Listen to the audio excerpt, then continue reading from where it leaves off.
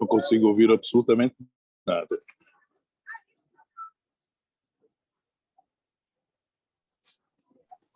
Professora Carmen, tem o micro desligado. Passo, portanto, de imediato a palavra à professora Carmen. Sim. Já está aí.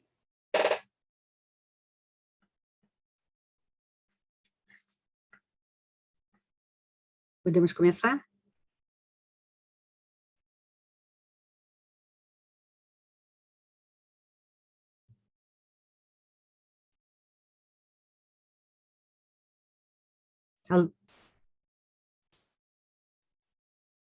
Posso começar?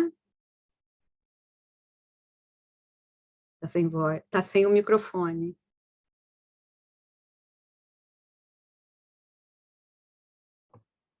Está sem o microfone.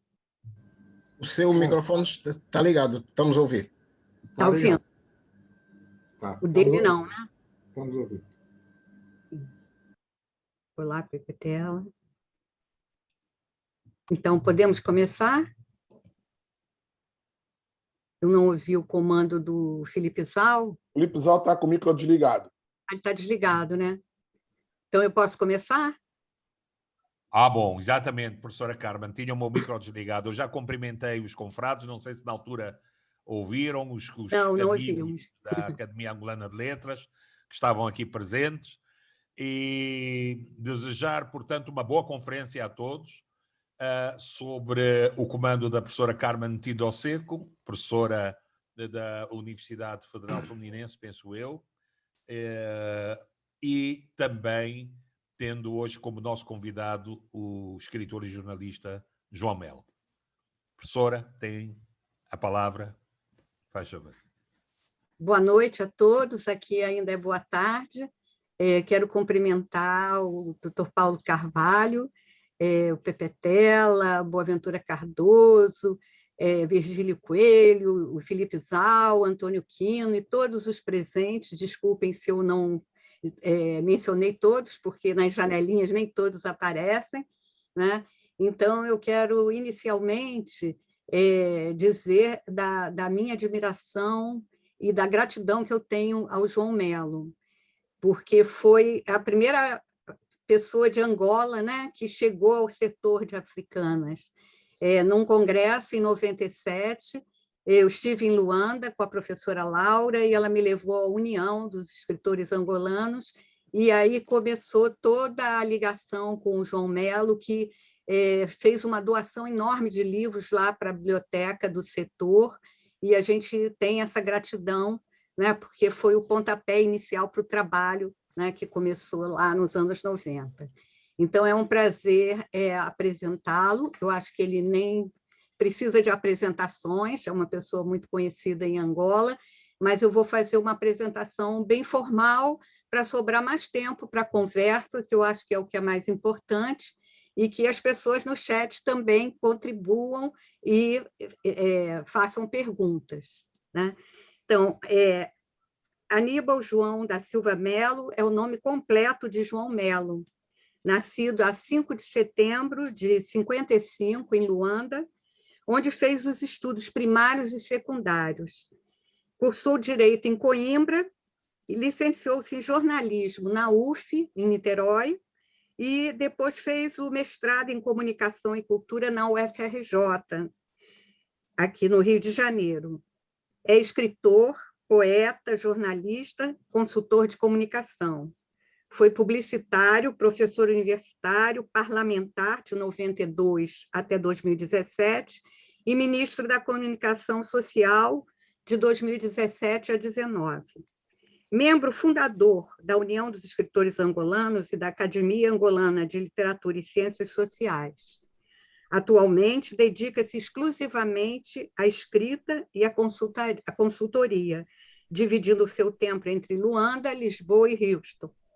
Como jornalista, trabalhou e dirigiu vários órgãos de comunicação angolanos, públicos e privados. Trabalhou como jornalista na Rádio Nacional de Angola, Dirigiu vários meios angolanos de comunicação estatais, como a Agência Angola Press Angope e o Jornal de Angola. Foi correspondente de imprensa no Brasil de 1984 até 1992.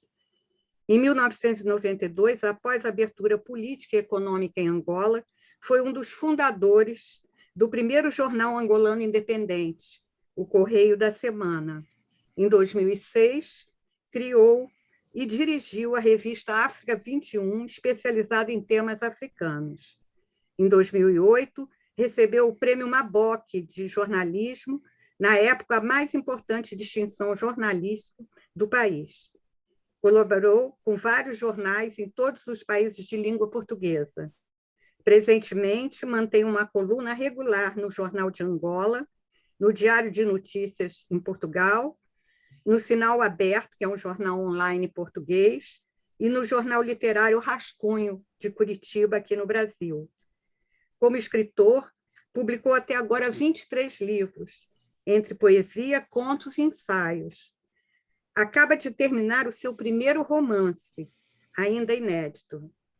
Editado habitualmente em Angola e Portugal, tem obras publicadas também em Cuba, na Itália, no Brasil, onde foi editado o livro de contos Os Filhos da Pátria, em 2007, pela editora Record. Tem contos e poemas traduzidos em inglês, francês, alemão, árabe, mandarim, publicados em antologias, revistas e sites literários internacionais. Em 2009, foi-lhe atribuído o Prêmio Nacional de Cultura e Arte de Angola, categoria de literatura. O erotismo é uma das linhas de força da sua poesia. Embora sua poiesis reflita uma consciência crítica em relação à dor e ao sofrimento do povo angolano, ele não perde a eroticidade. É uma poética que funda um erotismo subversor, que põe o ser em questão, levando-o a perceber não só as lições da carne, mas também as lições da alma humana e as da própria poesia. Cito um trecho de Canção do Nosso Tempo. O poema se tece de carne, tem de doer ou fazer gozar. Seu erotismo transpõe a carnalidade meramente sexual, abordando um eros cósmico relacionado à natureza, à noção de força vital, que se manifesta por uma atitude poética ferozmente angolana. Além de exímio poeta, é autor de 7 livros de contos que se caracterizam por uma forte irreverência crítica, que, pela ironia e pelo humor, denuncia contradições e a corrupção presentes na sociedade. Seus contos, em geral, narram a nação angolana pela via satírica e grotesca, apontando incongruências políticas e sociais que chegam muitas vezes às raias do absurdo. O estilo de João Melo atrai muitos leitores. Ele narra com graça e indignação, jocosidade e rebeldia. Usa da pena da galhofa e da tinta da melancolia para desvelar o vazio ético que domina muitas personagens representantes da elite. Um riso melancolérico atravessa as suas narrativas.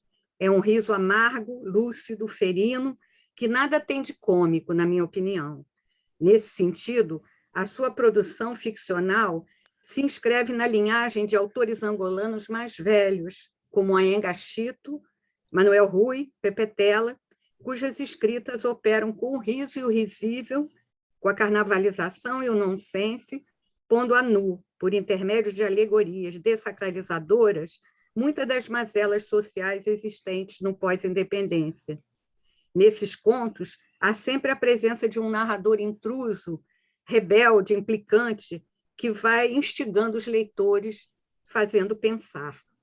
E aí eu termino por aqui só fazendo um resumo, né, das linhas de força que eu encontro na poesia, e outros estudiosos também já levantaram essas linhas, e também na prosa.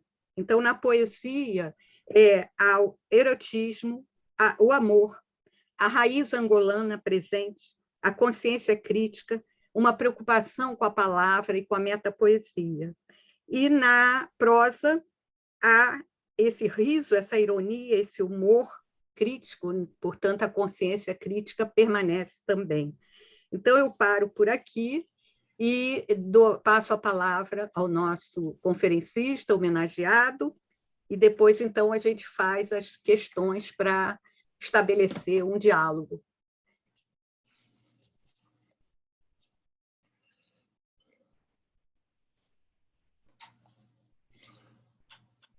Bom, estão a ouvir-me? Sim. Ok.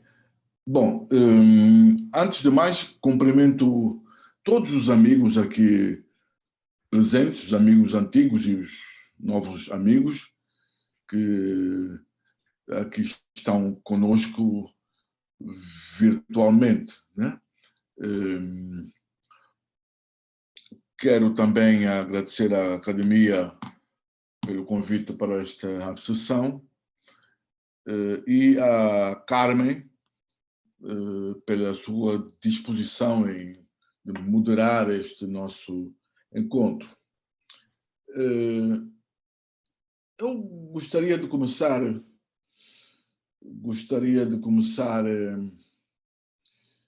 por dizer, sem qualquer falsa modéstia, né, que o mote para este encontro me parece, pelo menos no meu caso, um tanto quanto, digamos, exagerado, né? Vida e obra, essa é uma coisa na qual eu ainda não me reconheço, né? Nem por uma razão nem por outra, né? Quero ainda continuar vivo durante muitos e muitos anos. Tenho muitas ideias, muitos planos, né? E espero, portanto, ter não só tempo, mas, sobretudo, engenho e arte para levá-los a cabo, não é? Quanto à obra, embora eu já tenha um conjunto de livros, digamos, assinalável, vou dizê-lo, né? Não considero que tenha ainda uma obra propriamente dita. Ou melhor, talvez eu esteja num momento da minha vida como sujeito e como escritor de reavaliação e aprofundamento da minha escrita, não é? Portanto, não considero que tenha uma obra, ela está em processo ainda e eu espero realmente que, quando já não tiver forças para continuar a escrever, que ela se tenha então aí sim consolidado devidamente, né? Como eu disse, vivo pessoalmente um momento de reavaliação, de reformulação, quer na minha vida pessoal, quer também como escritor. Neste momento eu reconheço-me e identifico-me a mim próprio apenas como escritor e, eventualmente, consultor de comunicação, quando há clientes, não é? Mas quero realmente assumir-me de modo pleno como escritor e dedicar-me fundamentalmente à literatura a partir de agora. Aliás, como venho fazendo nos 2 últimos anos, digamos assim, né? Portanto, libertei-me de outras atividades, de outros compromissos orgânicos, né? Inclusive de um que eu gosto muito, que é ser professor, né? Mas com que se paga aos professores no nosso país, eu realmente não estou muito disponível para voltar a dedicar-me ao ensino profissionalmente. Portanto, neste momento, repito, assumo-me unicamente como escritor e vou cuidar, então, sim, de aprofundar, reorganizar, reformular, inovar, digamos assim, se tiver capacidade para isso, a minha escrita. Tenho várias ideias, vários planos de novos livros, novos géneros. Acabei, no início deste ano, o meu primeiro romance. Tenho ideias já, pelo menos, para mais um ou dois. Estou, neste momento, a reorganizar, por um lado, toda a poesia que escrevi até 2020 e a escrever outros poemas, novos poemas, talvez inspirado por estes tempos complexos que a humanidade vive nesse momento, não apenas o nosso país, mas o mundo inteiro, né? Tenho também pronto um primeiro livro de histórias infanto-juvenis e talvez esse género eu possa explorá-lo um pouquinho mais a partir de agora, né? Tenho também ideias de reorganizar e de, talvez, rever e provavelmente reescrever mesmo alguns dos contos publicados até agora, né? E além de ter certas ideias em relação ao ensaio, que é um género que eu gosto muito, sobretudo em termos ensaios sobre temas culturais em geral, né? Cultura no sentido amplo, e que nunca tive muito tempo para me dedicar a eles. Enfim, planos, ideias e sonhos não me faltam, né? Por isso que eu comecei por dizer que acho um tanto ou quanto exagerado o título deste encontro, né? A minha vida ainda não acabou e eu, como eu disse, espero viver muito mais ainda. Oxalá, portanto, eu tenha saúde e disposição para isso. E quanto à obra, tenho, como acabei de dizer, várias ideias, planos, enfim, para realmente aprofundar a minha escrita e assumir-me pela primeira vez como escritor a tempo inteiro, não é? Dito isto, eu gostaria de, antes de passar às perguntas, às quais eu procurarei responder o melhor possível, com muito prazer, gostaria de ler 2 poemas inéditos que escrevi nos 2 últimos anos, né? Com a vossa paciência.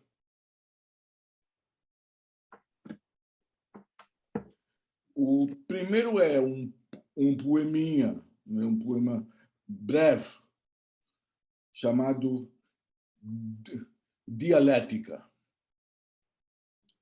Às vezes, sabedoria é apenas observar e calar. Às vezes, observar e calar é cobardia. O outro poema, que faz parte de um livro que já está entregue ao editor, né? E que eu escrevi em 2020, tem como título Onde foi que nós erramos? E é um poema que eu dedico a um amigo, a uma pessoa que penso que também está aqui conosco hoje, o Dr. Matadi Manuel, e a quem eu cumprimento de maneira particular aqui. Onde foi que nós erramos? Onde foi que nós erramos? Nos desmedidos sonhos? Na crença cega em fatos heróis feitos de ilusão e mentira? Na triste presunção da vitória? No histórico fogo de artifício? Nas leis e ferramentas que depositamos nas suas mãos para que nos guiassem rumo a um novo mundo? Nas cedências que fizemos em nome de caminhos improváveis que nos foram bloqueados? Nos crimes que cometemos, sobretudo os pequenos, acreditando em redenções únicas e impensáveis? No perdão que lhes oferecemos tantas e tantas vezes, talvez para nos perdoarmos a nós mesmos? No último sacrifício constantemente repetido, sem nos darmos conta de que o círculo se enredava cada vez mais à volta de si próprio, vedando as últimas escapatórias? Na espessa sombra impassível, caída sobre os nossos olhos como uma desculpa inútil? Não sei. Mas a pergunta, monocórdica e feroz, não larga a consciência do poema. Onde foi que nós erramos? Onde foi que nós erramos? Onde foi que nós erramos? Bem, lidos os poemas, estou então à vossa disposição para as perguntas e comentários que fizerem a gentileza de fazer. Então, obrigado então a todos. A consciência ferozmente continua, né? Pelo menos isso é muito importante. E, para descontrair um pouco, eu assisti a uma live sua no início de julho, moderada pela professora Rita Chaves, na TV 247. Foi uma live muito boa, né? E ali você declara, né? A Rita está aí também, né? Estou vendo agora, e eu gostei muito da live, e me lembro que você disse que, com os tempos da pandemia, né, você voltou para a poesia. Então, eu queria perguntar por quê, né? A poesia seria uma forma de resistência nesses tempos, como diria o Lopito Feijó, de venenos sorumbáticos, não é? Ou qual seria, né, o caminho? E ia perguntar, porque desde a sessão passada todos esperam sempre aquela presença, né, do Pato Donald e da Margarida. Então, eu queria perguntar, com a pandemia, onde é que eles andam? Assim, acho que vai descontrair um pouco, né? Bom, eu posso tentar responder, né? Na verdade, eu acho que, sem colocar ninguém em xeque, né? Acho que todos temos um pouquinho de Pato Donald e de Margarida dentro de nós, né? Portanto, cabe a cada um de nós tentar descobrir onde é que o nosso Pato Donald ou a nossa Margarida estão. Né? Quanto à poesia, e como eu disse naquele encontro com a Rita, né? Na verdade, desde o início de 2020, que eu retomei a escrita da poesia e com muito empenho, com um estado de necessidade absolutamente imperioso, né? Eu não sei, não tenho nenhuma explicação racional para isso. Talvez só a própria poesia seja capaz de explicá-lo, né? Mas penso que deve ser pela mesma razão porque a poesia, assim como a música, não é? Foram os primeiros géneros literários e artísticos que a humanidade experimentou, não é? Talvez seja porque a poesia é, na verdade, algo visceral e portanto, algo essencial, né? Penso que poderá ser essa uma explicação possível, não é? Bom, a verdade é que realmente nos 2 últimos anos eu tenho escrito muita poesia. Acabei um livro novo, como eu disse há pouco, está já com o editor, deve sair, enfim, com a pandemia também todas as publicações atrasaram e, portanto, esse livro não sairá este ano ainda, mas sairá no princípio do próximo ano. E tenho continuado a escrever poesia, etc. Não voltei neste período, nos 2 últimos anos, ou melhor, no último ano, no ano presente, né? Não voltei a escrever contos por enquanto, né? Mas certamente eles voltarão. O conto é um gênero que eu aprecio, que eu aprecio de toda maneira, gosto. Como eu disse, tenho ideia de rever todos os contos que fiz até agora. Confesso que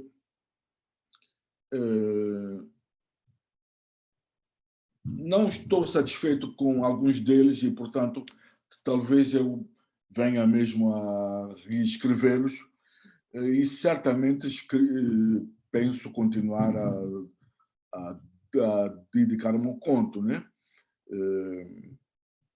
E, bom, posso fazer aqui uma confissão, não sei se aqui há algum editor que nos assiste, né?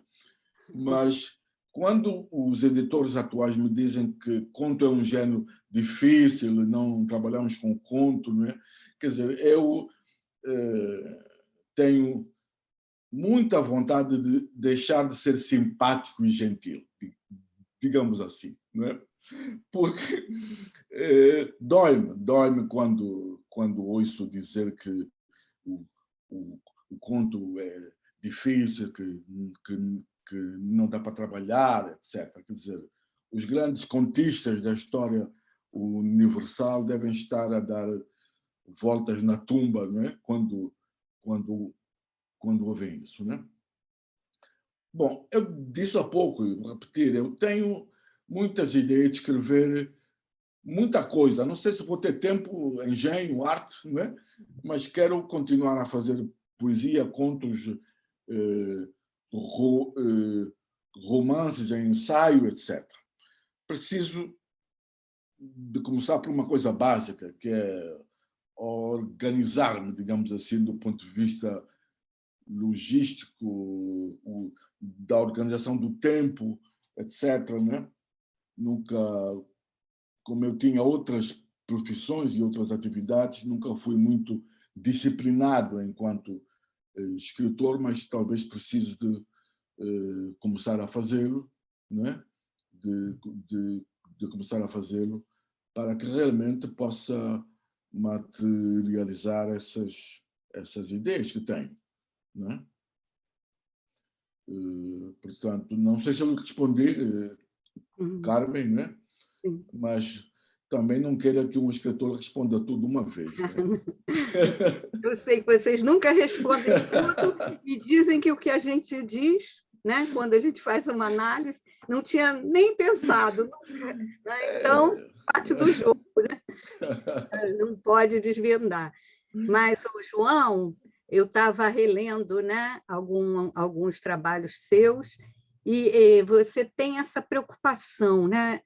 É quase que é um sujeito poético preocupado com a própria escrita e com essa reavaliação constante, né? Você é muito exigente com você, com a sua poesia. Então, eu queria te perguntar, porque a Caminho já veio publicando desde 2007 uma rearrumação que você propôs da sua poesia, né? Então, o autorretrato vai trazer elementos do passado, da memória, e cada um desses livros, né, tem um pós-fácil. Esse do autorretrato, o pós-fácil é da Tânia Macedo, que é um pós-fácil muito instigante, né, onde ela diz que você tem uma preocupação imensa com a palavra, né, e ela traz até a questão do Manuel Bandeira, mostrando, né, que o Bandeira diz que a poesia está em tudo, até nos chinelos, mas ela elogia, né, porque, ao mesmo tempo que você busca sempre caminhos novos na poesia, ela até fala de um poetário inovador, você está preso à raiz angolana, né? Você não esquece o passado, a terra angolana, os poetas anteriores, né? Então, eu queria que você falasse um pouco desses poetas que te inspiraram, angolanos, estrangeiros, e você viveu também muito no Brasil. Acredito que alguns poetas brasileiros também o tenham inspirado. Bom, um comentário inicial, só para dizer o seguinte.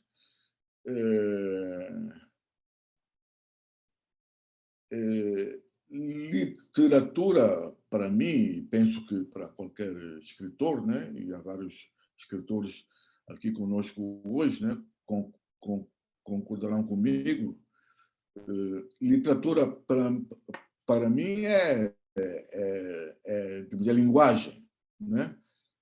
Quer dizer, essa preocupação com a linguagem, no sentido amplo, com as palavras, com a forma, com a estrutura, etc., deve ser fundamental, é fundamental no trabalho de qualquer escritor, né? Isso não quer dizer necessariamente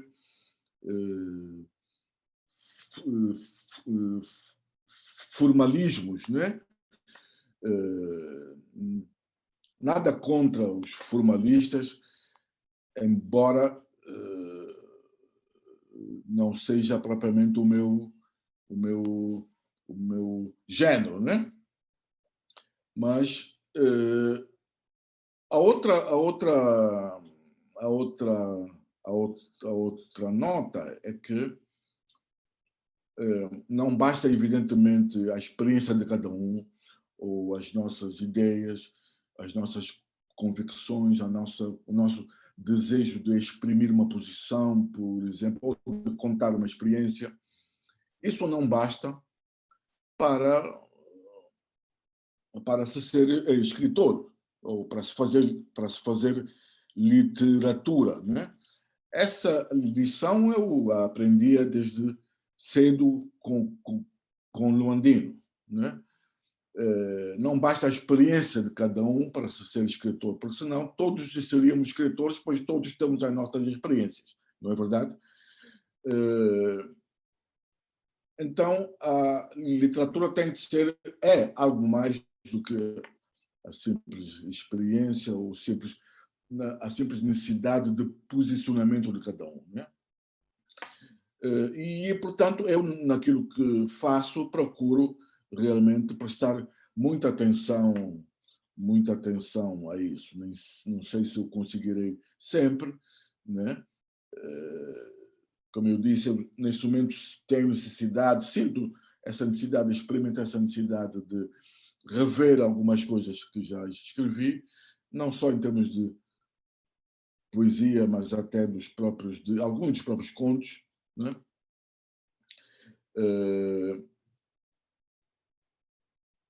Mas isso está realmente presente em mim, é uma preocupação que eu tenho, né? E mais ainda agora, né? Que estou realmente num momento de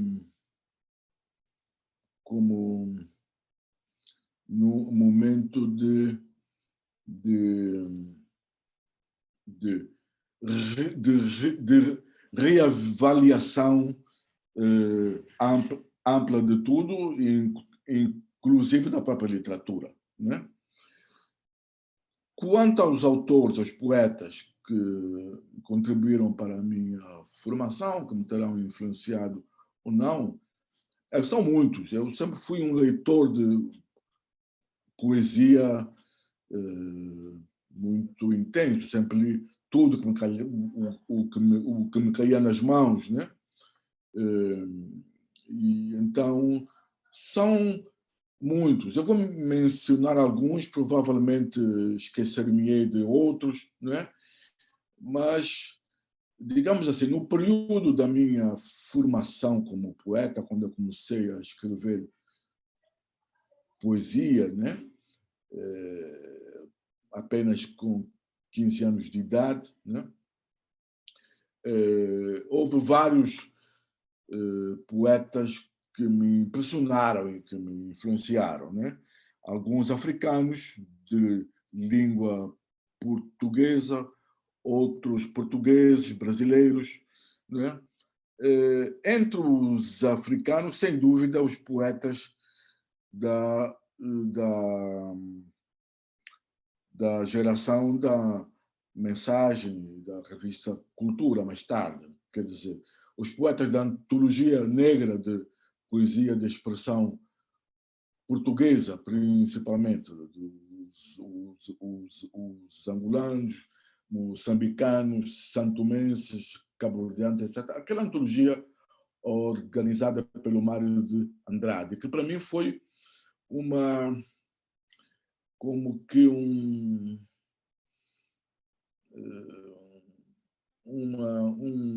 choque, digamos assim, uma sinalização, né, de que eu tinha que enveredar também por aquele caminho. Quando eu li essa antologia, eu tinha começado a escrever uns poemas, e eram uns poemas horríveis, né, influenciados sobretudo pela literatura portuguesa clássica, que eu tinha em casa, alguns livros. Eu, enfim, tive a sorte, sempre vivi num ambiente rodeado de livros, eram fundamentalmente os clássicos portugueses, né? Então, os meus primeiros poemas eram simplesmente horríveis. Eu conto sempre essa história, né? Rimavam, por exemplo, olhos com abrolhos. Como eu disse há dias, eu até hoje nem sei o que são abrolhos, né? E também já não estou mais preocupado em saber, né? Quando eu li essa antologia organizada pelo Mário de Andrade e Francisco José Tenreiro, fez-se luz no meu cérebro, né? Eu tinha de ir por aquele caminho. E fui, né? Mas, claro, houve outros poetas, não apenas os africanos, que também me influenciaram de um modo ou de outro, né? E poetas, por vezes, muito díspares. O meu gosto poético sempre foi, felizmente, bastante eclético, né? Quer dizer, dos portugueses eu cito, por exemplo, desde Carlos de Oliveira, Antônio Ramos Rosa, até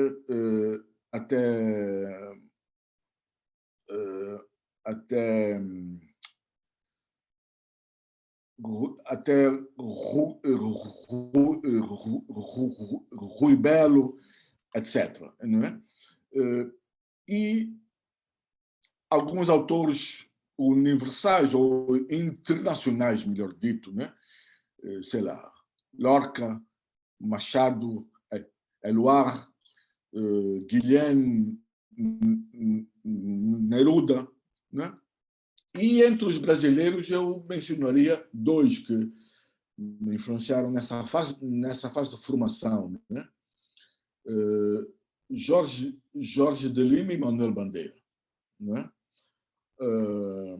Então, esses foram alguns, são apenas alguns dos nomes que contribuíram para a minha formação como poeta e tal. Mais tarde iria ler outros, né? Iria ler outros que também, dos quais eu gosto muito. Repito, o meu gosto poético é muito eclético, né? Então eu leio, digamos, eu leio de tudo, né?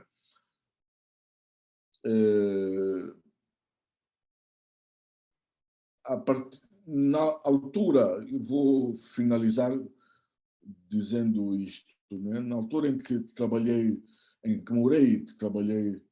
no Rio, na segunda metade dos anos 80, né? Também tive a sorte, então, de conhecer outros grandes poetas brasileiros mais contemporâneos, né? Que eu também aprecio muito, né? Alguns clássicos, né? João Cabral de Melo Neto. Bom, esse já tinha começado a ler ainda em Luanda, naqueles anos 70, até antes da independência, né? Havia uma livraria ali na Avenida dos Combatentes que tinha esses livros. Eu já conhecia João Cabral desde essa altura, né? Mas Ferreira Goulart, temos Adélia Prado, até autores mais recentes, Leminski e outros, né? Como eu disse, eu procuro ler de tudo e que eu gosto. Não sou um poeta de escolas ou correntes, né? Mas, enfim, era o que me cabia dizer em relação a essa pergunta que fez.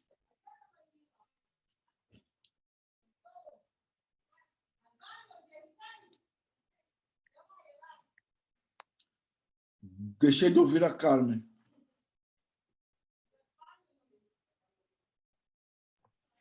Pois, eu estou a pedir para a Carmen ativar o som não ativa, e então desativou.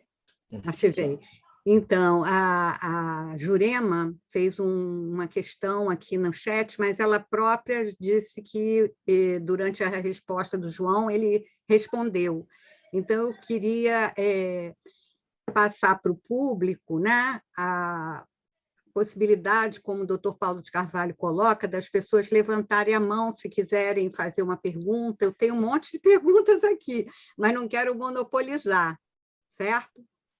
Então, se alguém quiser fazer alguma questão, pode levantar a mão, tá? Bom, enquanto vocês estão pensando, eu continuo, né? Quer dizer, A Jurema já levantou a mão. Quem? Jurema? A Jurema. Sim. Então, Jurema, com a palavra. Está sem o microfone. Seu microfone.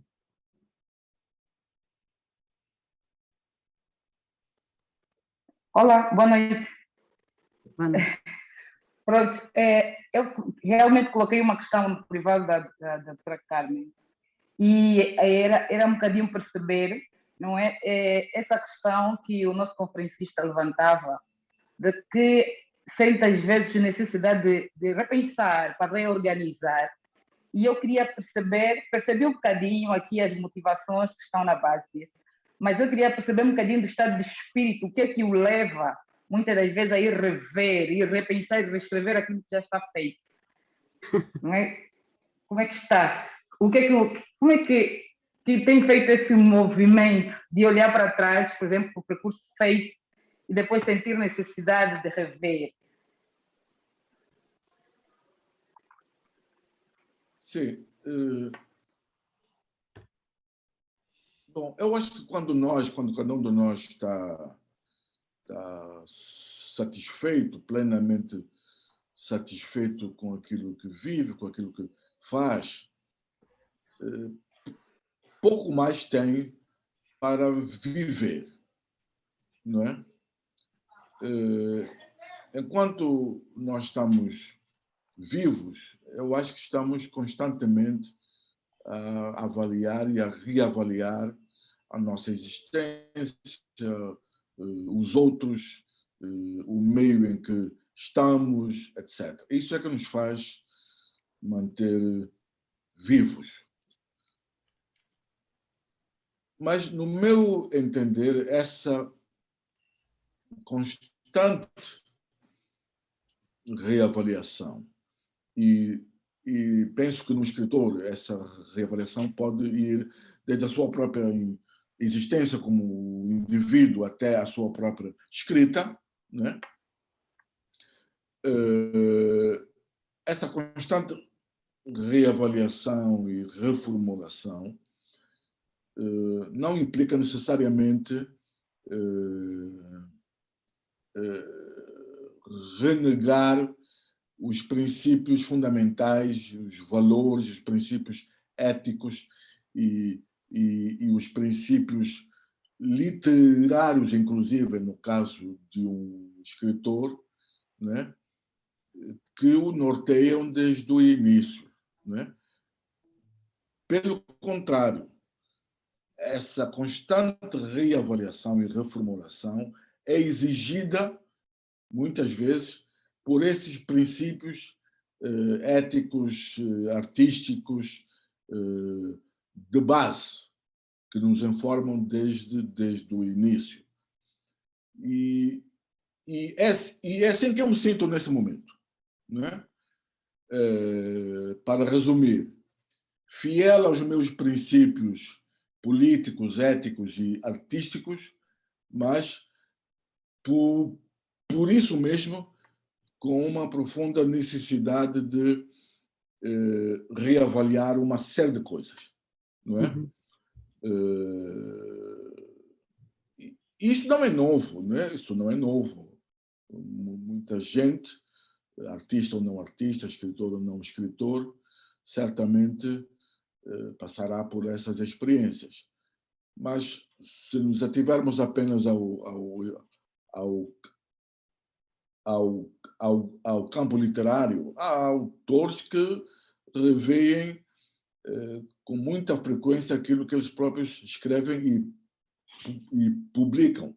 Há dias, por coincidência, li que o grande escritor argentino Juan Rulfo, ele revia os seus livros de contos, às vezes 5, 6, 7 vezes. Né? Então, isso não é nada assim de tão, digamos, extraordinário. Né? É isso. Bem, estou vendo que o doutor José Otávio Serra Van Dumen está com a mão levantada, mas antes de passar a palavra a ele, eu queria ler um pedacinho do Pós-Fácio da Inocência, porque a Inocência é que faz o pós-fácio do segundo livro dessas antologias temáticas, onde o João Melo vai reavaliando a escrita dele, né? E ela diz o seguinte, né? A criatividade não se perde, pois mesmo republicando os poemas das obras anteriores, a reunião, embora apresente uma nova ordem, acaba alcançando um sentido inovador. Talvez a preocupação do poeta não seja apenas a reordenação do seu percurso poético, mas sim a sua própria existência e a compreensão do mundo. Mais ou menos o que ele respondeu, né? E é bem instigante. Então, passo a palavra agora ao doutor José Otávio.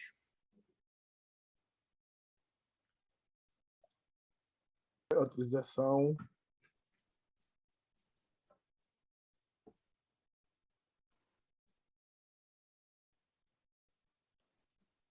Está sem o microfone. Estão a ouvir? Agora sim. Eu cumprimento também a todas e a todos, os colegas da academia, as pessoas todas aqui presentes, os amigos aqui presentes.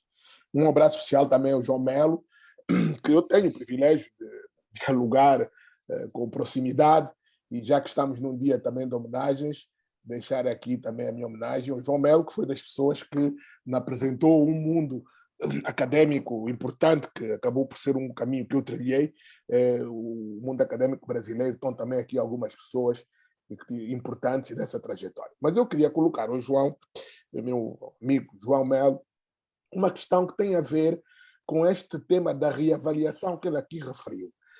Eu, quando leio a poesia de João Melo, e aliás, os poemas que ele apresentou hoje, ficou explícito isso, o João tem uma preocupação muito grande com aquilo que eu chamo dinâmica social, com aquilo que eu chamo, no fundo, todo o movimento sociológico que vai acontecendo nas sociedades e no mundo, de maneira geral, e tentando posicionar-se. Ele, de certa forma, na resposta que a Jurema tocou um pouco neste tema. E ao fazer isso, eu lembro-me sempre, quando leio o João, sobretudo quando releio, nos últimos tempos, de um filósofo africano que eu gosto muito, Kwame Appiah, que propõe uma visão um pouco cosmopolitista como filosofia de vida, e parece-me que o João tem também uma ponte para ir, sem, contudo, deixar de lado aquilo que são preocupações identitárias, também muito marcadas na sua literatura. O que eu queria perguntar, João, é se nessa reavaliação que tu estás a fazer, no fundo da tua vida, e da tua vida com o mundo, e o mundo com a tua vida, tu estás a querer enverdar também por um caminho em que, não perdendo aquilo que é a tua essência identitária, estás aberto a uma ponte com aquilo que vai acontecendo no mundo. E, sobretudo, nesta perspectiva de uma via de mão dupla, de dar e receber, também para a construção, para a complementação da construção da tua própria identidade. Não sei se me fiz entender, João. É um pouco esta visão mais abrangente que eu hoje sinto nos teus escritos, nos teus artigos, que não é um ponto de partida, não é um ponto de chegada, mas é um ponto de partida aí para novos desafios.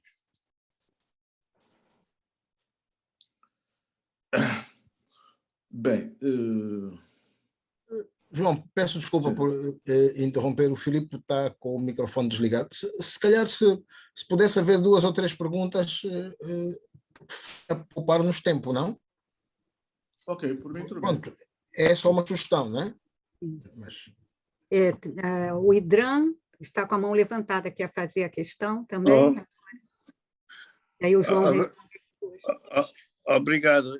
Indra, sou poeta no Washington, D.C. Eu vou saber mais sua opinião sobre a falta de poesia nos jornais, nos médios. Por que existe este medo dos editores sobre os poemas? Eu vou saber sua opinião, João. Obrigado. Ok. Há mais alguma pergunta? Não estou vendo nenhuma pergunta. Okay. Mas a Carmen disse que tinha, não é? Eu tenho uma porção, mas eu fico para o final depois. Ou então posso fazer uma, já que o Zé Otávio trouxe a questão do social, né? Inclusive, isso foi mencionado na live da TV 247, né? Quer dizer, essa falsa dicotomia entre a poesia lírica e a poesia social, porque muitas vezes, né, nas escolas, passam como se fossem coisas opostas, e o mesmo poeta pode ter num poema questões amorosas e questões sociais, né? Então, eu queria que ele complementasse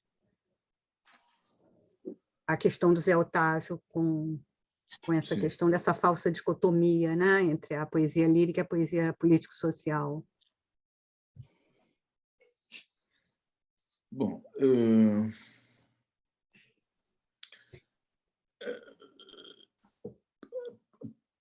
para mim, os escritores, de qualquer que seja o gênero que explorem, têm legitimidade para escrever sobre qualquer assunto, sobre qualquer tema, né?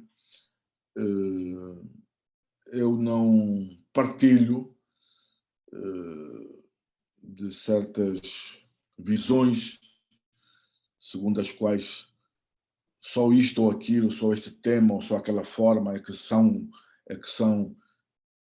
literatura, é que são poesia, que podem ser considerados como romances, etc. Né? E, felizmente, atualmente, nos dias que correm, começa a acontecer um fenômeno no mundo inteiro, e talvez com mais incidência num país ou no outro, mas um fenômeno de digamos assim, alargamento, de ampliação daquilo que se designa por campo da literatura. Né?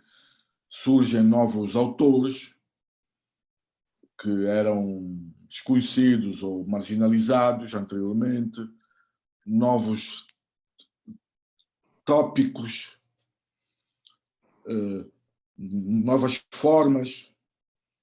Isto acontece por duas razões. Em primeiro lugar, por causa das próprias lutas sociais que ocorrem no mundo inteiro para a revalorização de novos atores, para tirar do esquecimento e do limbo grupos sociais, raciais, etc., inteiros, que não tinham voz até aqui e que começam a tê-la.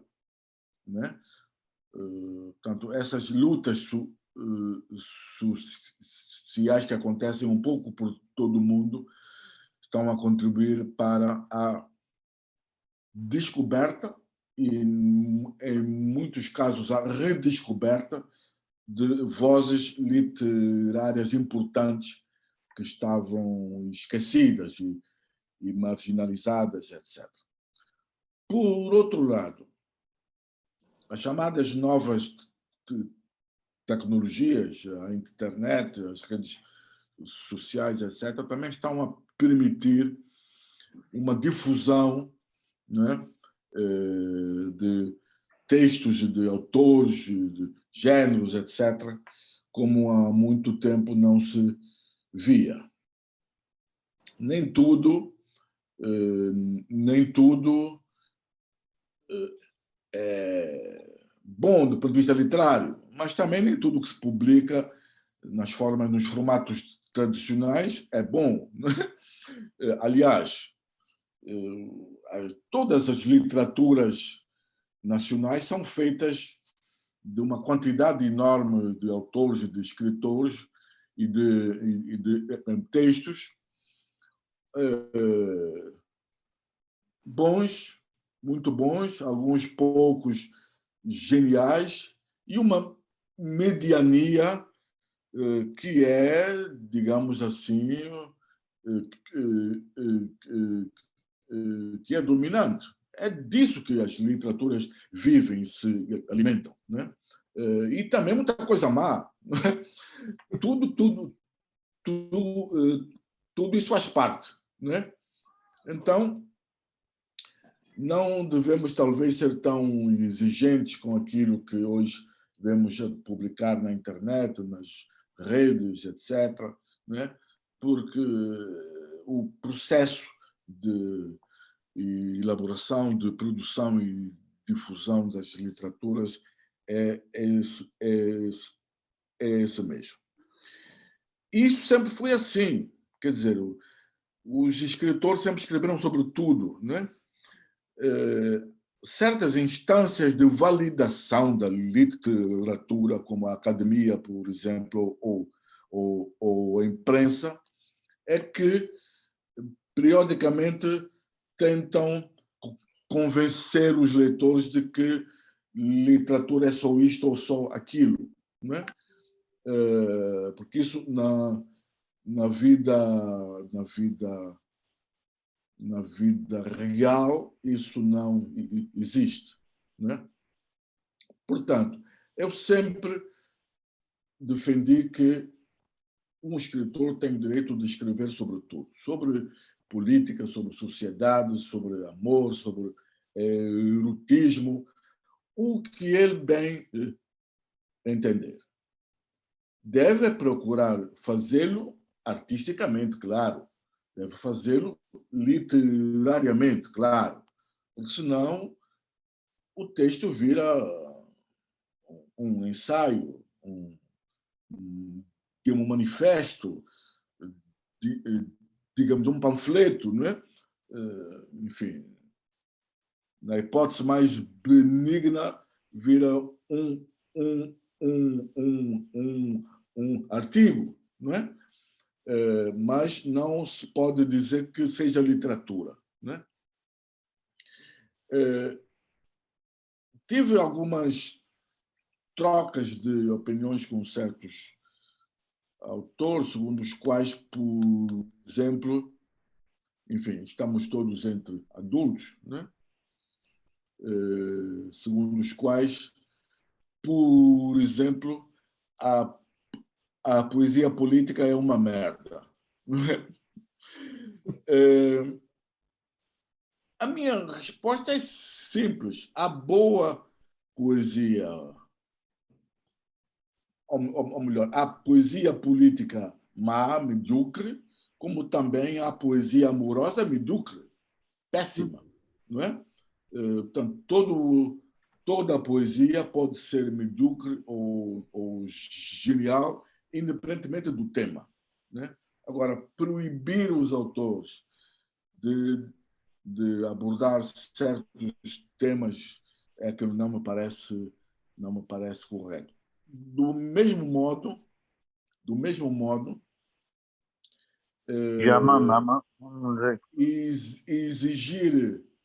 exigir que apenas certas formas são válidas, devem ser dignas de apreço, etc., não é? Também não me parece correto. Então, o que eu defendo é simples: cada escritor tem o direito de escrever o que quiser, como quiser, quando entender, não é? E caberá aos leitores, ao público, a apreciar ou não aquilo que lê, né? Essa relação entre a escrita, entre os escritores e as instâncias de validação, né? A academia, a imprensa, etc., é realmente uma questão, enfim, que nos persegue, né? que nos aflige a toda hora, né? E aí respondo já ao Indra, né? Por que é que não há poesia nos jornais, né? Quer dizer, talvez porque, aliás, não só poesia, enfim, pelo menos nos países da nossa língua comum, a língua portuguesa, mesmo os próprios jornais e revistas literárias são raras, né? São raras, né? O Brasil será, talvez até pela sua dimensão, o país onde ainda elas vão sobrevivendo a um número, enfim, maior do que nos outros países. Mas a situação nos nossos países não se compara à de outros países, onde há uma quantidade enorme jornais e revistas literárias que continuam a publicar contos, poesia, etc. Mesmo em África, né? Nós, infelizmente, a África de língua portuguesa está muito apartada da África de língua francesa e inglesa, mas há uma série crescente de jornais literários, sobretudo online, em África, países como Nigéria, Namíbia, Quênia, Gana, etc. Eu ultimamente tenho procurado acompanhá-los bastante, que visam justamente resolver esse problema. Quer dizer, a grande mídia não publica literatura, poesia, etc. Talvez porque isso não venda, não é? Não venda. Mas há um caminho que é o caminho dos jornais especializados, muitos deles até agora online, digitais, que vão dando espaço para novos autores. Né? Eu estou vendo que há duas pessoas com a mão levantada. Antônio Quino e o outro, tá o nome do telefone, Galaxy. Arnaldo Galaxy Santos. S21, né? Arnaldo Santos. É o Arnaldo Santos? Então, vou dar a palavra ao Arnaldo Santos primeiro e depois ao Antônio Quino.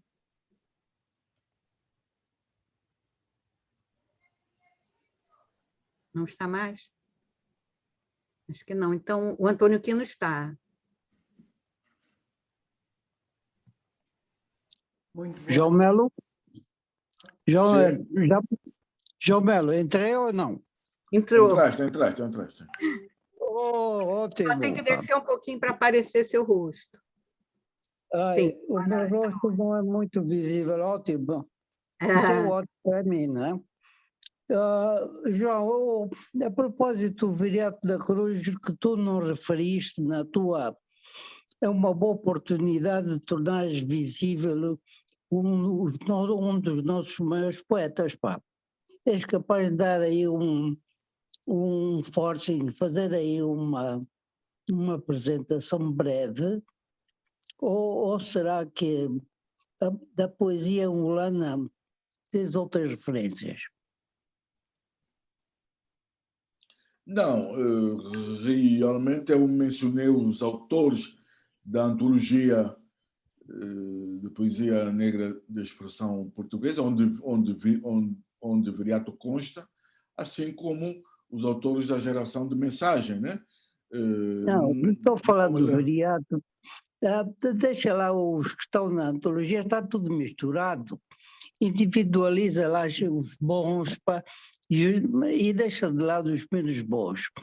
Podes adotar uma posição pessoal perante estas marcas entre os bons e os menos bons. Enfim, vale a pena entrar na briga. Não, eu não vejo aqui qual é o problema, nem para mim há briga alguma. Né? É óbvio, é claro que Viriato é um dos grandes nomes da nossa poesia. Devo lembrar que depois dos anos 90, a primeira homenagem pública ao Viriato foi feita pela União dos Escritores quando eu era secretário-geral, não é? Portanto, isso para mim não é maca nenhuma, nunca foi, nem nunca será. Não é? Eu não mencionei nenhum desses poetas, mas é claro que se for a mencioná-los, tenho que mencionar Viriato, como tenho que mencionar outros, como o Antônio Jacinto, por exemplo, não é? Sim, todos eles grandes nomes que contribuíram para a minha formação como poeta. Sim. Muito bem, senhor. Gostei dessa posição. Ora, e que é feito do escritor Mário Guerra? Aliás, não o Mário Guerra, que também tem uns contos, o Henrique Guerra. não deu informação sobre ele, é capaz de me dizer alguma coisa? Bom, que coisa é que queres ver? O Henrique Guerra, que o Henrique Guerra continua, está vivo, não é? Não sei se tem escrito alguma coisa ou não. Bom, pode dizer alguma coisa diretamente para ele? se eu posso dizer, não, eu posso dizer sempre que eu estou com ele, porque o Henrique Guerra é meu tio, não é? Portanto, quando estamos juntos, pomos os assuntos de família todos em dia, né? Mas eu quero pôr o Henrique num lugar que ele merece, ele está sempre escondido, pá. O teu tio está sempre escondido. É uma questão Agora é uma boa oportunidade de pôr. feitio, uma questão de feitio. É uma questão Ok, um de abraço para feitio. ti. Tá. Um grande abraço, então. Ok. Então, posso passar a palavra para o Antônio Quino. Está esperando, e Paula Simons também. Obrigado. Eu tomo a palavra já ou aguardo ainda pela Paula Simons? É primeiras damas, então? Sim, primeiras damas. Eu não tenho pressa. Eu faço as duas perguntas, aí ele responde em conjunto, talvez seja melhor por causa do tempo, né? Sim, sim. Eu agradeço o convite para participar, dou uma boa noite a todos e agradeço ao João Melo aquilo que mais uma vez nos possibilita aprender, ao professor João Melo aquilo que nos possibilita aprender. Tenho duas perguntas muito cirúrgicas, quase de jornalista. Uma é porquê o infanto-juvenil agora? Na sua primeira intervenção falou na decisão da escrita e de novos caminhos da escrita, e fiquei curiosa em relação ao infanto-juvenil. A outra questão tem a ver com as novas tecnologias. Eu lembro-me que no fim dos anos 90, um jornalista do Público, acho que foi o Pedro Rosa Mendes, fez um trabalho sobre a Baía dos Tigres, e o livro foi publicado normalmente, não é em livro, mas foi feito também online. E no online eram definidos novos códigos de leitura. Ou seja, a partir do momento em que se começava a viagem, que o Pedro fez para nos falar da Baía dos Tigres, não era possível voltar atrás. Portanto, havia ali já um uso, pareceu-me, intencional de criar códigos de leitura recorrendo às novas tecnologias. Eu gostaria de saber se, como académico, essa questão se tem colocado quando se questiona em relação à literatura e às novas formas de literatura que se podem criar, aos novos códigos de leitura que se podem criar com o leitor. Muito obrigada. Antônio, que não faz a questão. Bom, obrigado pela palavra. Eu gostaria de colocar uma questão ao João Melo. O livro ou a obra Filhos da Pátria traz algumas inquietações, a mim pelo menos, né? Olhando para os contos, traz-me uma inquietação que coincide com um argumento apresentado por um professor, por um ensaísta, Emanuel dos Santos, brasileiro, em 2008, 2009, mais ou menos, que fala mais ou menos da ideia de que, portanto, fica subjacente que o angolano é vítima de si mesmo. Portanto, eu gostaria de saber do João Melo se pensa da mesma forma, ou seja, olhando para aquelas personagens, se pensa que o angolano continua a ser vítima de si mesmo. Mas agora, se me permite, eu gostaria de fazer uma outra provocação, porque o João Melo, quando falamos da obra, vida e obra do João Melo coloca-se numa posição equidistante do tempo, não é? Portanto, quer viver num tempo que ainda não é tempo para ser classificado. Mas muitas vezes o João Melo aparece classificado como um autor pós-modernista. Será que o João Melo se sente mesmo pós-modernista? Obrigado. Ok. Agradeço a Paula e ao Antônio Quino as perguntas. a explicação sobre o livro Infanto-Juvenil é muito simples, não tem nada de mistério, né? Foi um acaso, um puro acaso. Na verdade, no início de 2020, eu recebi eu fui desafiado, né, a escrever uma história infanto-juvenil sobre a cidade de Brasília, para integrar uma antologia que a CPLP iria publicar na ocasião dos 60 anos de Brasília. Foi, portanto, uma encomenda, né? Eu nunca tinha feito nem pensado em escrever hesitei, mas acabei por aceitar e fiz a história, escrevi a história. Bom, e tomei-lhe o gosto. Depois daquela história, escrevi mais 6 histórias ou 7, já não me lembro, e compus então um primeiro volume, né, que deu o nome de Os Meninos que Amam Todos os Sonhos, que também está pronto, está entregue ao meu editor para ser publicado, né? E foi uma experiência que me agradou, confesso, né? E como eu tenho ainda um filho caçula, que tem 8 anos, né? Talvez então agora eu vá arranjar um tempinho para começar a escrever umas histórias para ele, né? E para outras crianças, né? Mas foi assim, não foi nenhuma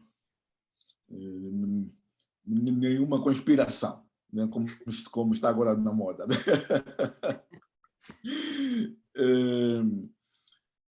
Quanto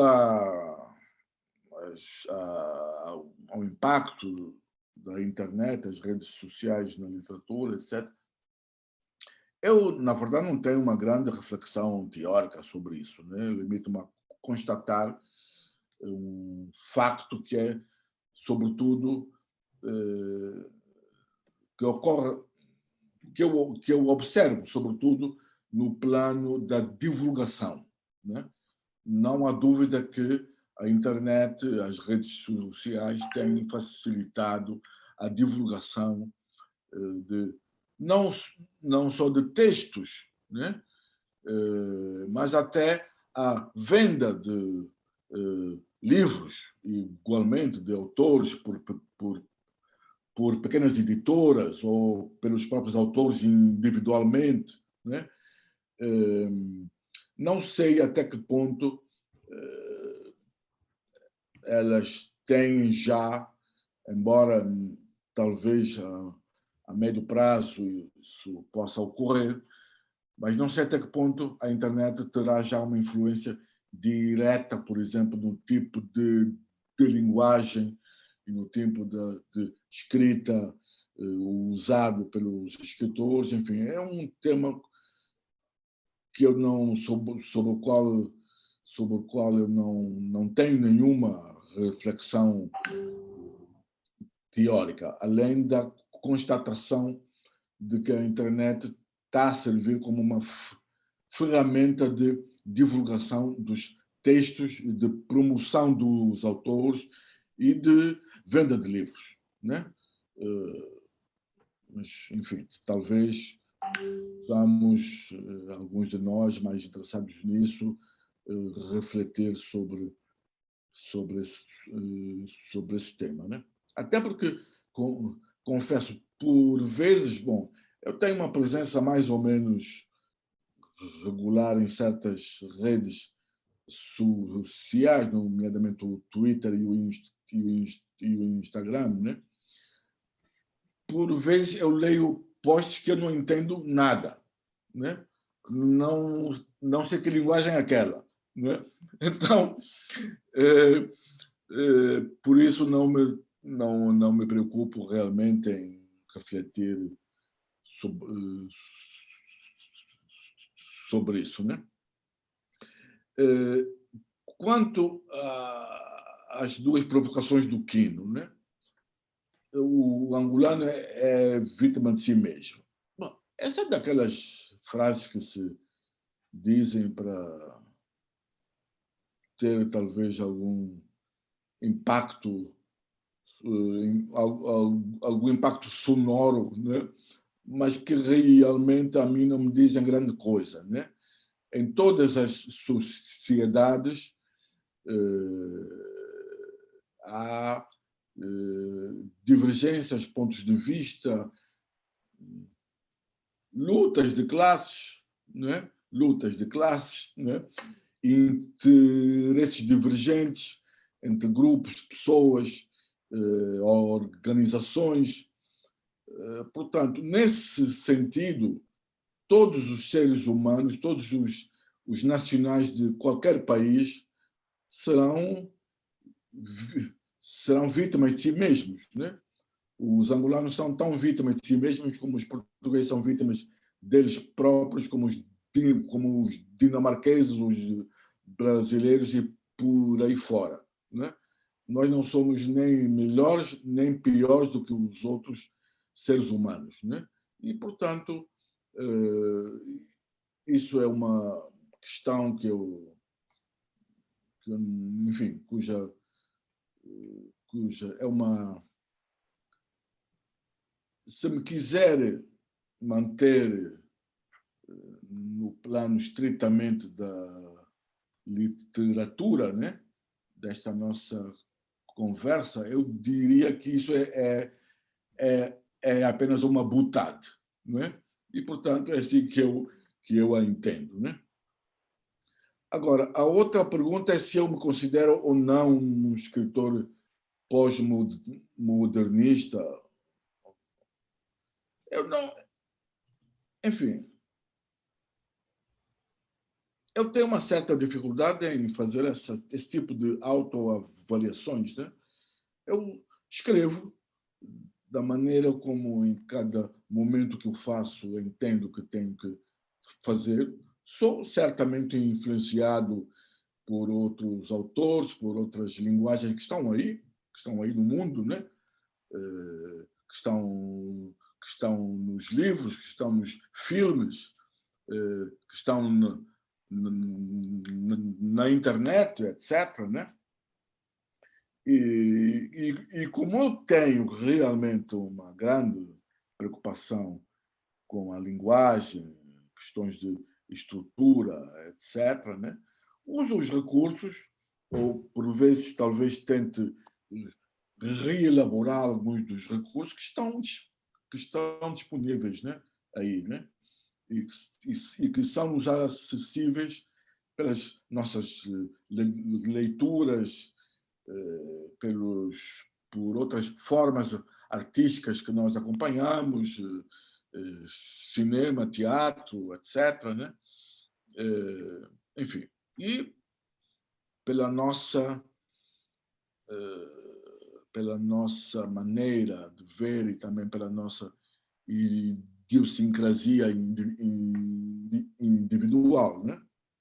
É disso tudo que eu procuro. São todos esses materiais que estão aí disponíveis que eu procuro utilizar na minha escrita. Vou passar, então, a palavra ao Virgílio Coelho, que levantou a mão. Pode falar, Virgílio? Está com o microfone fechado. Posso falar? Sim, Ouvem? sim. Ok. Obrigado, Carmen. Eu tenho talvez uma pequena questão para colocar ao João Melo.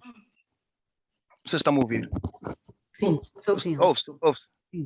Ouve-se? Sim. João Melo? Ouve-se. É uma questão já tratada um bocadinho atrás pelo próprio João, mas eu gostaria de voltar atrás.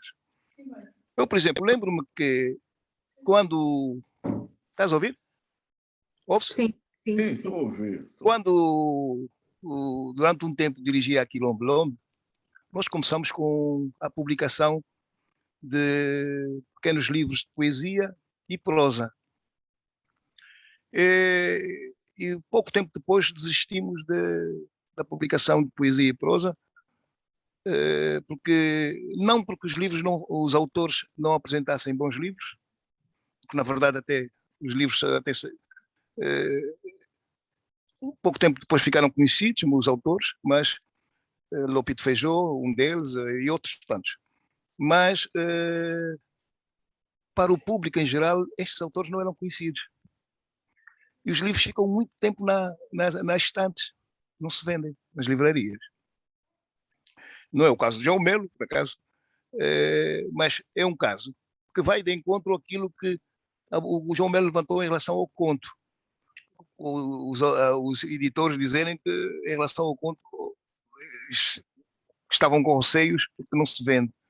A mesma coisa que ocorre aqui com a poesia. Não sei que editores é que o João Melo estava a falar, se são portugueses ou são de cá, mas é um facto. É um facto. O que falta são apoios institucionais para que a literatura seja publicada, esse material seja publicado. A União dos Escritores Angolanos há muito tempo que não publica. As páginas efetivamente necessárias, no outro tempo, a União dos Escritores publicava muita poesia e era o grande divulgador de poesia. Agora já não. E também do conto e de outro tipo de textos. Portanto, é essa uma das preocupações que eu queria colocar. Mas outra preocupação que eu queria colocar, os colegas que estão a dirigir atualmente a academia estão a fazer um bom trabalho e queria alertar para os autores de idade avançada. Eu estou a ler um livro neste momento, o último livro do Luandino. O Luandino nós precisamos de colocar nos nossos programas urgentemente o Luandino. O Luandino nasceu em 1935.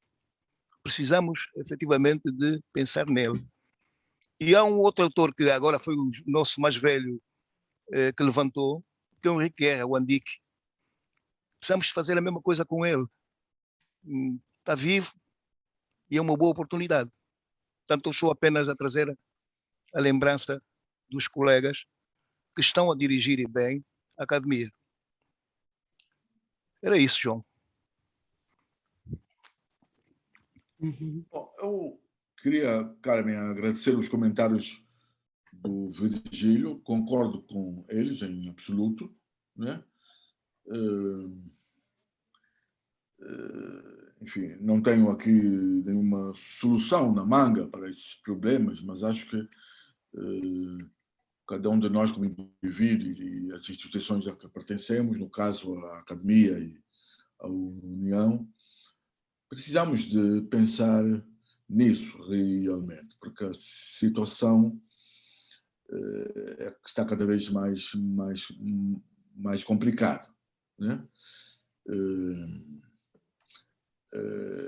Os apoios institucionais que são imprescindíveis para uma organização como é a União de Escritores, a Academia e outras que se dedicam a isso, praticamente deixaram de, digamos, existir, né? Quer dizer, qualquer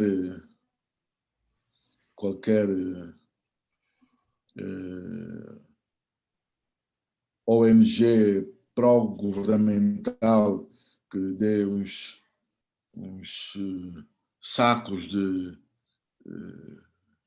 uns sacos de farinha às populações, recebe muito mais do OGE do que a União dos Escritores, que mal pode pagar os salários dos seus funcionários, né? Portanto, a situação é complicada e somos talvez impelidos, interpelados a pensar nisso e a procurar fazer o que cada um de nós puder fazer para resolver isso, né? Sem falar já na relação entre a educação e a cultura, a necessidade de as escolas comprarem os livros das editoras, etc., etc., né? A marca, né, é muito complexa e muito profunda, né? Não temos soluções aqui, mas temos, talvez, sem dúvida, esse desafio pela frente, né?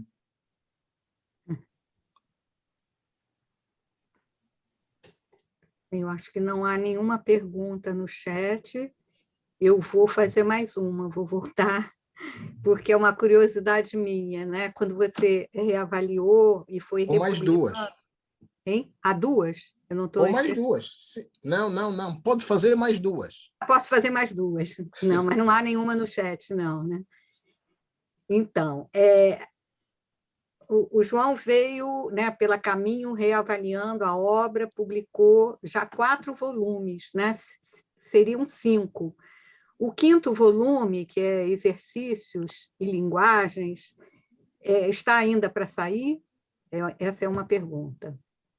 A outra, né, é que a primeira foi Autorretrato com o Pós-Fácil da Tânia, que eu já elogiei, gosto muito. O segundo, da Inocência Mata, que é o Cânticos dos Homens da Terra e dos Homens, que também é muito instigante. O terceiro é o Amor, né? E quem faz o pós-fácil é o Nuno Giudice, que é poeta também, né? E ele parte de uma frase do próprio João. O João diz que é redundante tudo aquilo que se diz sobre o amor. E o Nuno Giudice vai mostrar que ele não cai numa redundância, pelo contrário, constrói poemas de grande...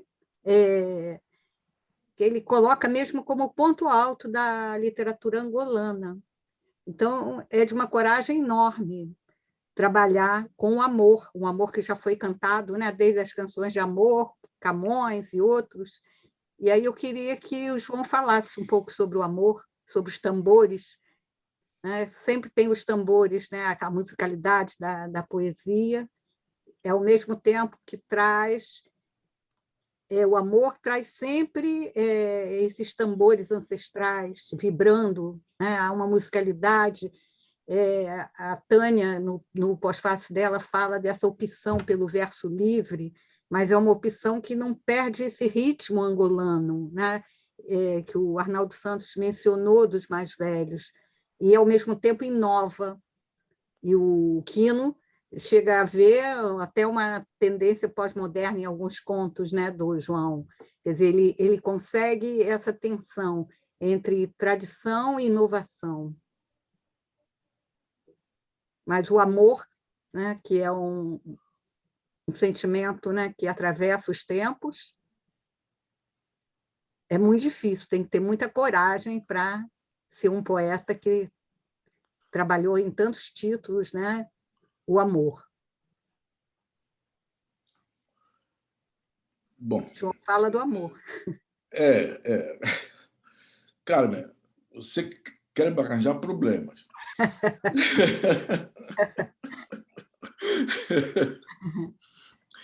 Eu vou começar pelo mais fácil. A quinta antologia temática que a Caminho está a publicar está pronta. Aguardo apenas a finalização do pós-fácil, que está a ser escrito pelo professor Francisco Soares, né? Mas é um livro para sair no início do próximo ano, né? Para fechar, então, essa série das 5 antologias temáticas, né? O projeto poético seguinte é publicar toda a poesia reunida desde 1970 até 2020, portanto, 50 anos de poesia. Alguns poemas foram revistos e outros vão ser, uns poucos, vão ser simplesmente eliminados, não é? Porque, na verdade, já não me reconheço mais neles, né?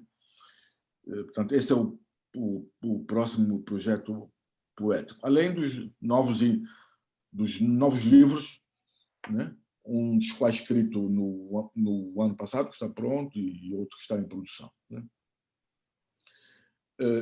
Quanto à temática do amor, se é preciso,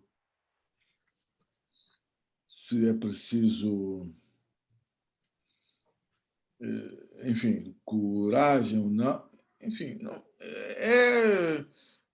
cada leitor, né, especializado ou não, faz a sua leitura, faz a sua interpretação, né? Nuno Júris, além de um amigo, é um grande poeta português e um sujeito e uma pessoa realmente incrível, né? Calmo, tranquilo, né? Tenho uma boa relação de amizade com ele, além de ser um leitor da sua poesia também. Por isso o convidei para fazer o pós-fácil desse livro e fiquei, não posso negar, agradado com a leitura que ele fez do livro. O amor realmente é um tema constante, sobretudo na minha poesia, mas não só, mas eu diria que, sobretudo na poesia. E é um tema tão velho quanto a humanidade, né? É um daqueles temas básicos da literatura, né? Talvez por isso não seja fácil tratá-lo do ponto de vista literário, porque todo mundo fala nele, né? Todo mundo fala nessa coisa, né? Então,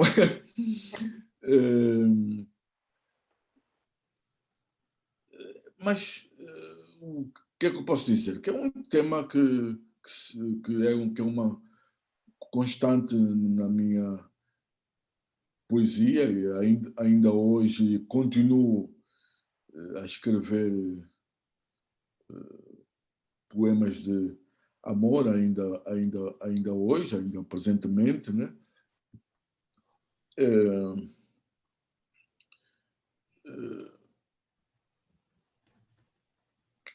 Quer dizer, o que eu posso dizer, Carmen, que seja publicável é isto, né? De resto, não me peça para contar outros segredos aqui em público, né?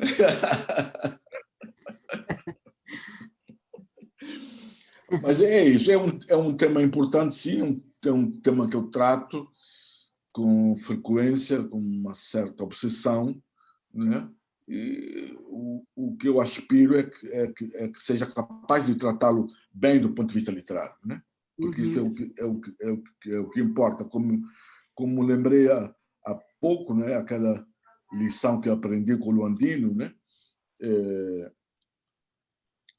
Não basta a nossa experiência individual para se fazer boa literatura, né? É preciso muito mais do que isso, né? E o que eu espero é que seja capaz de fazê-lo, né?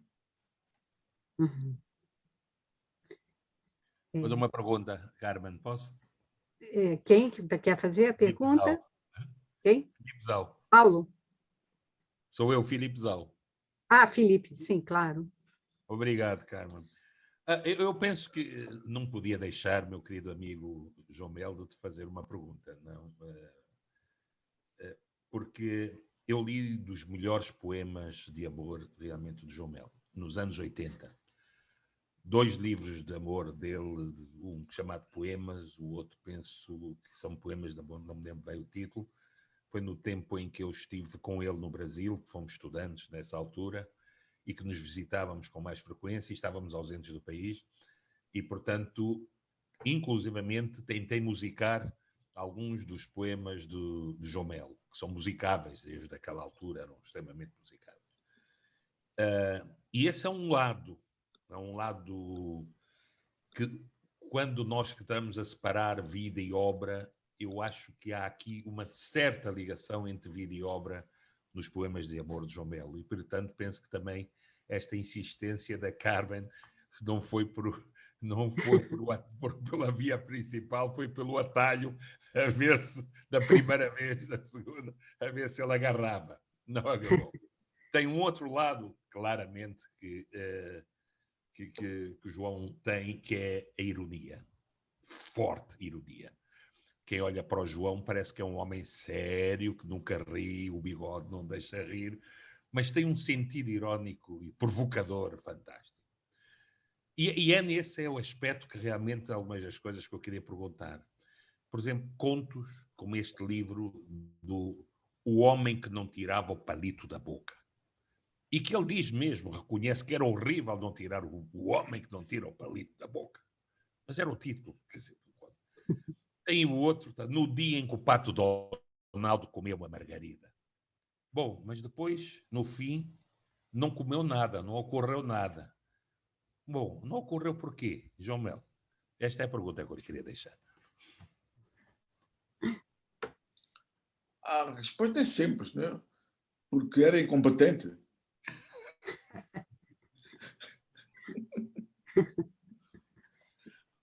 Não pode dizer mais nada.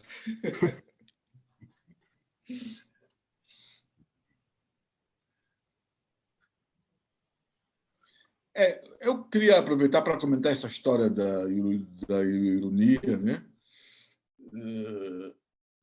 Bom, para um luandense, para um caluanda, né? É difícil, se não impossível, viver sem ironia, né? Porque ela está no ar, ela rodeia-nos, né? Está presente nas conversas de cada um, nas histórias que ouvimos, né? Portanto, é um material, digamos assim, que está aí disponível para quem quiser usá-lo, né? E talvez para mim é uma maneira de ver o mundo e de me posicionar perante o mundo, né? De resistir talvez às contradições do mundo e dos homens, né? Gung, o Wationgo dizia uma coisa que eu me lembro sempre, né? Ele disse uma vez que para nós africanos, para nós escritores africanos, o humor é uma forma de resistência, né? E eu assino embaixo, né? E eu assino embaixo, realmente, né?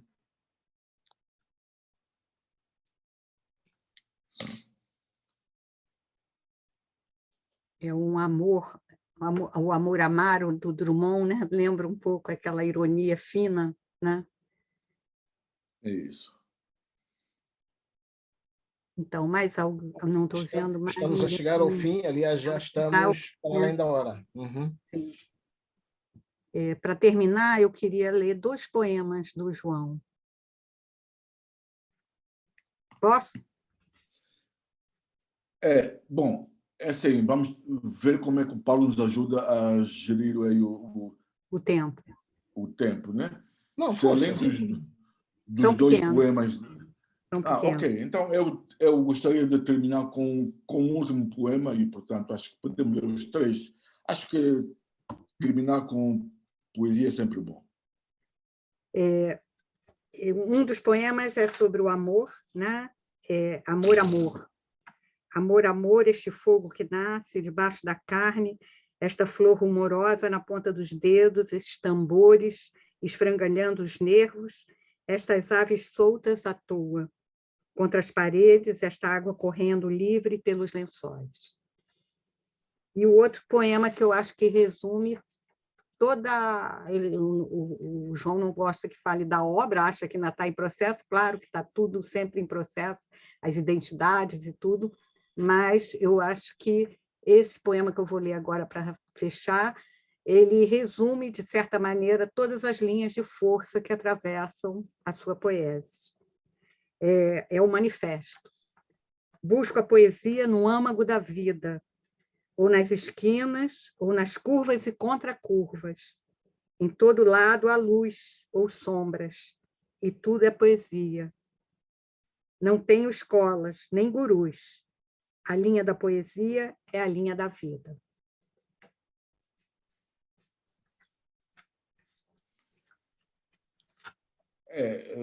Carmen, obrigado pela leitura, sobretudo deste último poema, que realmente é como eu disse há pouco, né?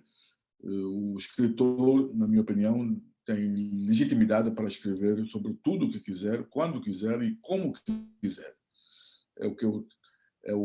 É a maneira como eu me procuro posicionar como escritor, e, portanto, por isso fico muito irritado quando me dizem que tem de escrever de uma certa maneira, de uma certa forma, ou não pode escrever sobre isto ou sobre aquilo, ou tem de escrever sobre isto ou sobre aquilo, né? Quem decide isso é o autor e ponto final, né? Mas eu queria, enfim, se o Paulo estiver de acordo, né, em encerrar com a leitura de mais um poema inédito, que também, de algum modo, reflete a minha visão sobre, digamos, a poesia. Para que é que serve a poesia, no meu entender, né? Basicamente, ela é uma chave de interpretação do tempo em que vivemos, né? É assim que eu a vejo. E vou, portanto, ler um poema agora para fechar a minha participação, chamado Todo Poema é Épico. Não sei se o tempo definha ou floresce quando o vejo do meu observatório, onde medram as palavras como pequenos sinais eternamente agonizantes, luzinhas que hesitam antes de se fixarem no ar do quarto, simulacro do vasto universo que alguém nos colocou nas mãos como um presente irremediável, mostrando aos transeuntes os impossíveis caminhos da esperança, do amor, da empatia e da humanidade. Ainda ontem, sonhamos que amanhã acordaria jubilosa e feliz, como uma grande reinvenção. Mas hoje, os monstros voltaram a mostrar a sua cara. Será o tempo um imenso buraco branco no qual entramos resolutos e do qual pateticamente saímos amaldiçoando, vomitando palavras inúteis, embora gongóricas e fosforescentes, ridículas tautologias? Na verdade, nada sei, mas continuo aqui, quieto, em busca das sábias, argutas e necessárias palavras para, epicamente, tentar decifrar o tempo. Muito obrigado, João Melo. Muito obrigado, João Melo. Muito obrigado, professora Carmen Tindão Seco. Antes de passar ao Filipe Zau, que vai fechar, eu queria tomar a palavra para compartilhar convosco uma nota de felicitações que a Academia Angolana de Letras endereçou hoje, e eu vou pedir a vossa indulgência para proceder à leitura desta nota de felicitações dirigida ao Filipe Zau pela nomeação como embaixador da boa vontade da CPLP. Em seu nome e no dos seus membros, o Conselho de Administração da Academia Angolana de Letras expressa com elevado júbilo e profundo e profunda satisfação. Eu peço desculpa, é que isto aqui está uma coisa aqui a tapar uma parte. O seu reconhecimento pela nomeação do académico Filipe Silvino de Pinasal, vice-presidente da Academia Angolana de Letras, como embaixador de boa vontade da CPLP, pela 13ª Conferência de Chefes de Estado e Governo da Comunidade dos Países de Língua Portuguesa, pela sua trajetória de mais de 50 anos ao serviço da educação, pela sua dedicação à promoção da língua portuguesa em Angola e pelo mundo, bem como pelo facto de Filipe Zau ser dos académicos angolanos mais destacados e amplamente estudados, a Academia Angolana de Letras regozija-se com tal reconhecimento que ultrapassa as fronteiras de Angola e visa contribuir para a difusão da língua portuguesa pelo mundo. Por outro lado, a sua nomeação vem colocar Angola em lugar de destaque ao nível da CPLP. O Conselho de Administração da Academia Angolana de Letras felicita o académico Filipe Zau, augurando que este reconhecimento seja mais uma porta que se abre à valorização da intelectualidade e das letras angolanas. Portanto, aqui fica expresso o nosso reconhecimento ao académico Filipe Zau, vice-presidente da Academia Angolana de Letras, a quem passo a palavra para encerrar a sessão. Muito obrigado. Paulo, este é o momento de agradecer à Academia por estas palavras, por esta mensagem e de certa maneira agradecer a todos aqueles que me foram mandando felicitações, entretanto, desde sexta-feira passada.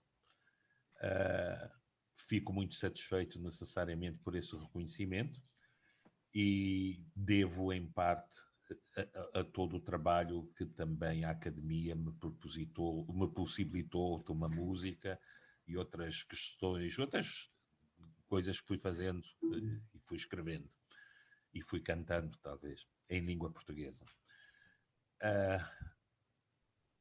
Muito obrigado a todos, muito obrigado à Academia, muito obrigado a todos os confrades por esta homenagem também que me é feita na sequência da nomeação para embaixador da boa vontade da CPLP para a área da língua portuguesa.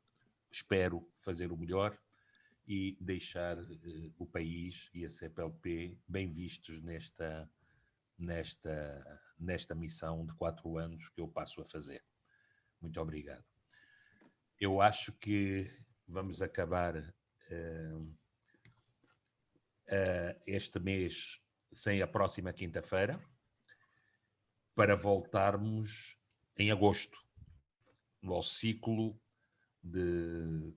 agora das ciências sociais. Nós vamos ter um sociólogo, um economista, um psicólogo e um historiador. Portanto, vamos diversificar agora para a área das ciências sociais. Teremos um sociólogo, Paulo Inglês, e o economista Alves da Rocha, que está aqui.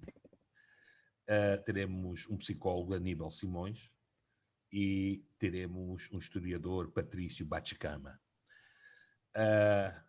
As moderações vão ficar a cargo de José Otávio Van Dunen, que está aqui, e da minha parte também eu irei participar, portanto, nos últimos das 2 conferências deste ciclo. A todos vós, o meu muito obrigado pela vossa presença, pela vossa participação e até agosto, onde iremos continuar e prosseguir até o final do ano. E que tragam um amigo para estarmos mais juntos a cada quinta-feira. Muito obrigado e até agosto. É 5 de agosto. 5 de agosto.